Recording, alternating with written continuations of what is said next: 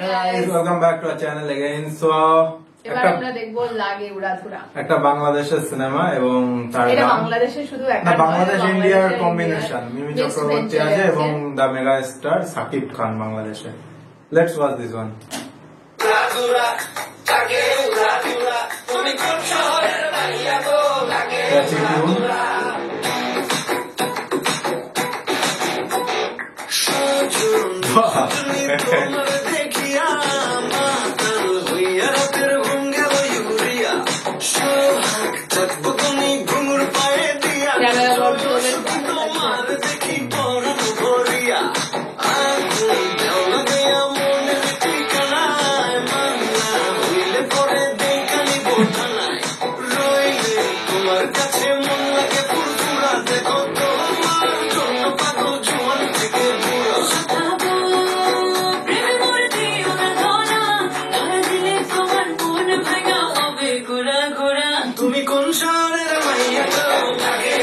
গানের কথাগুলো বেশ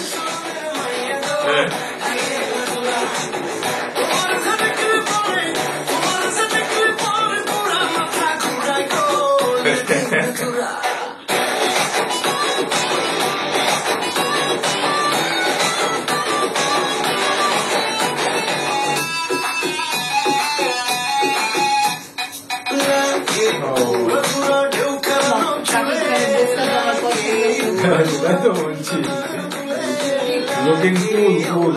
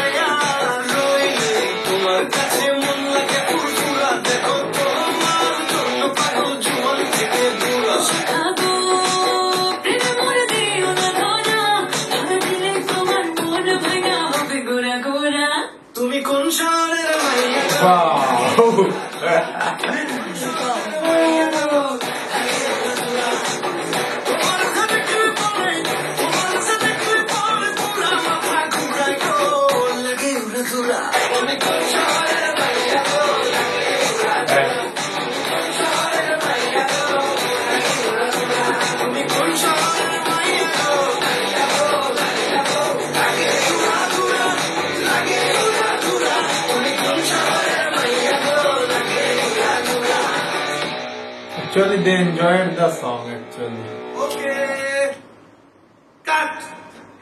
Director.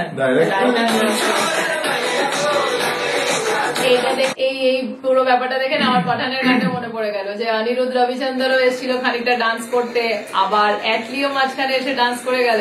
এখানে রায়ান রবি শুধু একটু ডান্স করতে বাকি রেখেছে, উনিও ডান্স করলে ব্যাপারটা আরো মজা হয়ে যাবে।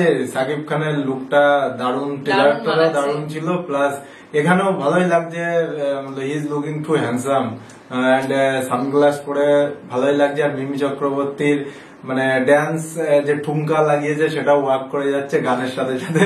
আর গানের কথাগুলো ভালো, মিউজিকটাও একটা ফানি কমেডি ক্যাচি মিউজিক। যেমন সেটটা মানে ডিস্কো টাইপের সেট, সেরকম পার্টি ভাইবের সেটটা বেশ পয়সা খরচা করে বানিয়েছে, এটা বোঝাই যাচ্ছে যে বড় একটা মানে স্টেডিয়াম টাইপের জায়গায় শুট করেছে। এবং গানটার মিউজিকটা শো এর সাথে ভিডিওগ্রাফির সাথে বেশ ভালোই যাচ্ছে।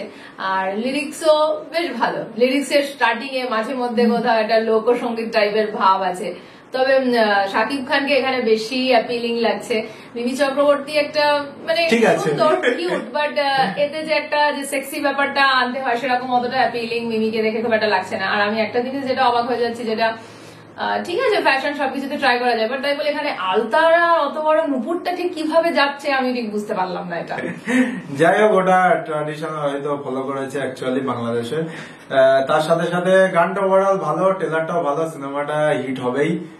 মানে বেশ বাজেটও ভালো দেখে, মানে অফকোর্স এটা মানে বাংলাদেশেরও সিনেমার জগতের এক থিং রেভলিউশনারি সিনেমা হবে। আগে এক প্রকার সিনেমা হতো বহু বছর আগে যখন আমরা ছোটবেলায় দেখেছি, কিন্তু এখন সিনেমার প্যাটার্ন পাল্টেছে। সেই হিসাবে বাংলাদেশের নাটকগুলো জনপ্রিয় হয়েছে সিনেমার থেকে। আমার মনে হয় এই সিনেমাটার সাথে সাথে তুফানের সাথে সাথে বাংলাদেশের নাটকের তো আমি বিরাট বড় ফ্যান। এমন কোন নাটক নাই যেটা আমি দেখিনি। আর আফরান নিশোর কি একটা ডায়লগ ছিল না যে এই রান্না খেলে রাফসান হকের রান্না। সেই যাই হোক, এই ভিডিওটা এখানে শেষ করছি। কিছু ভালো লাগলে লাইক করো, কমেন্ট করো, শেয়ার করো, আর পরের ভিডিওতে আবার দেখা হবে। চ্যানেলটা সাবস্ক্রাইব করতে ভুলো না। So bye bye.